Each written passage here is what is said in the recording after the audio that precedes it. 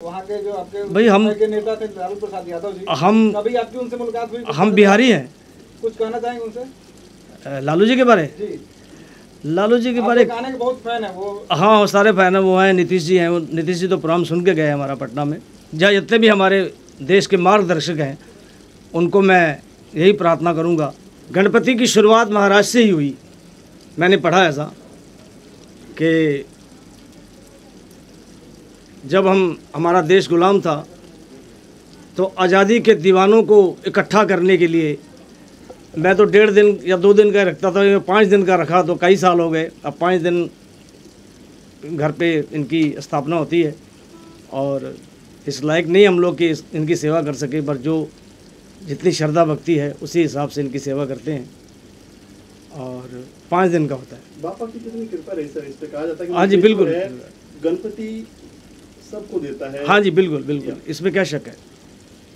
पीछे की बातें करें, कुछ बताना चाहेंगे? आपके छोटे बेटे अभी नया कुछ गाना लेके आने वाले हैं 1 दिन में, कुछ उस बारे में बताना चाहेंगे? हाँ जी, छोटा वैसे तो इनकी ऐसी कृपा है कि हम सारा परिवार ही संगीत से जुड़ा हुआ है। और पन्ना गिल को तो आपने देखा ही होगा इंडियन आइडल 2 में, और पूनम ने भी गाया गणपति जी के भजन, बिटिया ने। अभी छोटा राज गिल LSL मेलोडीज़ लेके आ रहा है, उसमें एक इसका जितने भी हमारे पंजाबी गीत होंगे वो इसमें जाएंगे। उससे भी आपका भरपूर समर्थन चाहिए, आशीर्वाद चाहिए। राज गिल परिचय कराएंगे, कहाँ है वो, दिखाने हुए? हाँ, ये तो सामने खड़ा है, ये है राज गिल। इसने भी गणपति भजन गाए मेरे साथ में। और बहुत बधाई हो गणपति के मौके पर। आज आपके पिताजी ने आपके बारे में जानकारी दी मीडिया कर्मियों को, क्या कुछ कहना चाहेंगे आप? जी, मैं बस यही कहना चाहूँगा कि गणपति महाराज की कृपा है और पापा का आशीर्वाद है, तो बस आप सबका आशीर्वाद चाहिए। थोड़ा अपने आवाज़ में कुछ हो जाए। मेरी आवाज़ में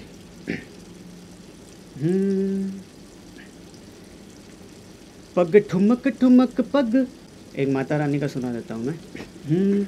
मैया है मेरी शेरा वाली, शान है माँ की बड़ी निराली, बड़ा सच्चा है माँ का दरबार, मेरी मैया का जवाब नहीं, बड़ा सच्चा है माँ का दरबार, मेरी मैया का जवाब नहीं। बोले जय माता दी। जय माता दी। घर का माहौल संगीत में था, म्यूजिक में थे, क्या इसी फील्ड में जाना था आपको या फिर घर के माहौल की वजह से आपको? जी, एक्चुअली बचपन में मैं तो संगीत से दूर भागता था, लेकिन जैसे जैसे बड़ा तो मैंने देखा हुआ है इसको देखा हुआ है कि मैं जिस रूम में मैं इसके रूम में कभी कभी प्रैक्टिस करता तो आते पहले हारमोनियम हटाता था इसको मेरा रूम से ले जाइए बाहर। और ऐसी महारानी की कृपा हुई, सरस्वती माता की, कि अच्छा इसको स्वर की नॉलेज हो गई। बस इतना ही, संगीत के लिए इतना ही काफ़ी है कि सुर और ताल की नॉलेज होनी चाहिए। पापा का नाम गिने चुने लोगों में लिया जाता है, तो क्या इस मर्यादा को बनाए रखने के लिए कितना मुश्किल आपके लिए कोई भजन कीर्तन बनाना कि यार ये लखा का बेटा है? जी, मतलब कितना चैलेंजिंग होता है ये? बहुत ज़्यादा चैलेंजिंग है। मतलब इनके जो स्केल पे जो पिच पे ये गाते हैं उनको छूना मतलब हमारे बस की बात नहीं है तो हमसे जितना होता है हम बस उतना ही गाते हैं जितना हो पाता है। सर, आपने क्या इनको सिखाया है? क्या मैंने तीनों को यही सिखाया कि गाने से पहले शब्दों का चयन करो। वैसे शब्द होने चाहिए कि जो एक वृद्ध से लेके एक बच्चे तक जो जिसकी समझ में आ जाए। और मेरी भी यही शुरू से आदत रही। कभी मैंने ऐसे भजन मेरे पास बहुत आते हैं तो जिसका कोई सिर ना होता ना कोई पैर होता है, लेकिन अब उनका हौसला अफजाई के लिए कभी कभी मुझे उसमें करेक्शन करना पड़ता है कि चलो भाई भजन है तो उसको करेक्शन कर देते हैं।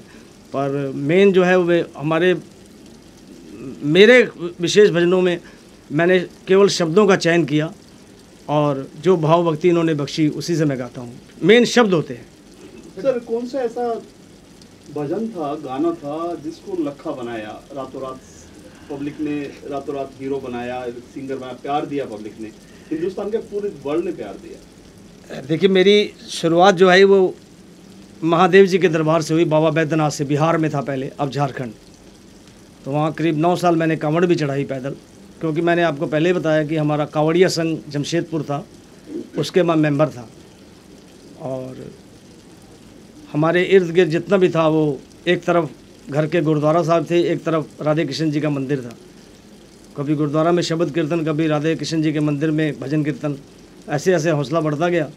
तो सबसे पहले भोलेनाथ जी के दरबार से मेरी शुरुआत हुई और फिर टी सीरीज़ का बुलावा आया मेरे पास।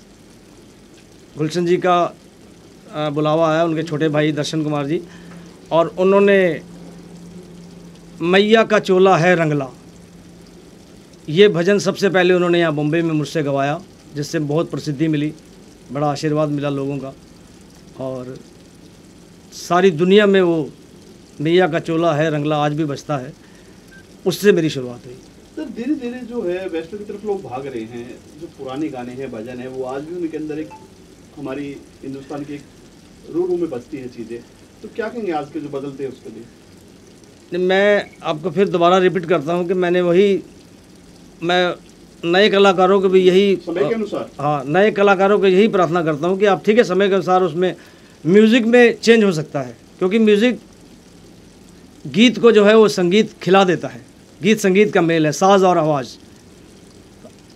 और केवल आवाज़ भी आप यूज़ करें वो भी ठीक है, लेकिन साज के साथ उसका डबल प्रभाव पड़ता है सुनने वालों पर भी और गाने वाले पर भी।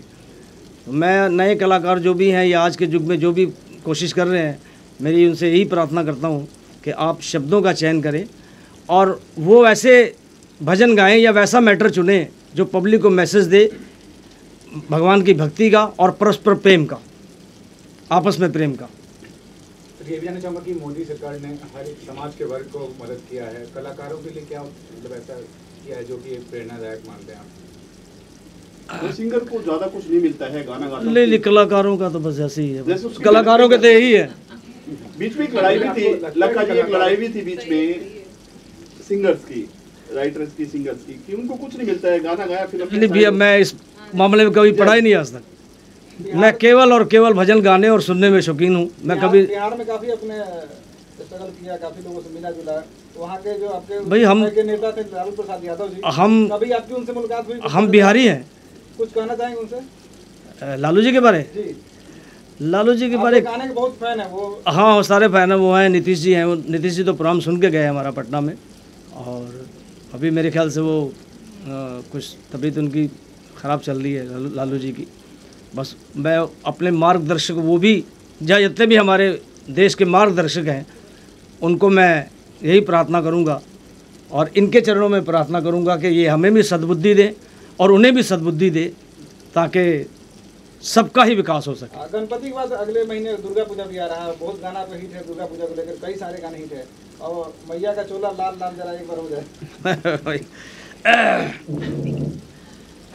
मैया का चोला है रंगला, मैया का चोला है रंगला, मैया का चोला है रंगला, मैया का चोला है रंगला, भवन मैया का लाल चोला है रंगला रंगला रंगला रंगला, मेरी माँ का चोला है रंगला।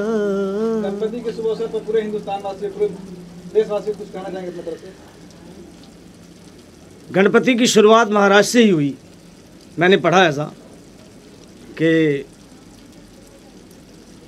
जब हमारा देश गुलाम था तो आज़ादी के दीवानों को इकट्ठा करने के लिए यहाँ महाराष्ट्र से गणपति जी की पूजा का आरंभ हुआ, और उसमें देश के प्रति मीटिंग भी होती थी, जिससे अंग्रेज लोग परिचित नहीं थे। और गणपति जी के भक्तों को या सारे देशवासियों को मैं फिर दोबारा यही रिपीट करूंगा कि आप जिस भी धर्म के हैं तो एक अपने धर्म के प्रति अडिग रहें, लेकिन दूसरे धर्मों का भी सत्कार करें और आपस में प्रेम बढ़ाएं, क्योंकि हमारा देश सदियों से आज विश्व गुरु नहीं है, सदियों से विश्व गुरु है। जितना मैं कभी कभी सोचता हूँ कि जितना ज्ञान भारत ने दुनिया को दिया उतना किसी और ने नहीं दिया। सन 1700 पहले कोई वैज्ञानिक नहीं था, कोई साइंटिस्ट नहीं था। अंग्रेज हमारे देश में आए और यहाँ का ज्ञान सारा लूट के उन्होंने विज्ञान का आविष्कार किया। पूरा ज्ञान भारत ने सारी दुनिया को दिया है, इसलिए हम सारे ज्ञानी बने आपस के मतभेदों को छोड़कर। Thank you sir.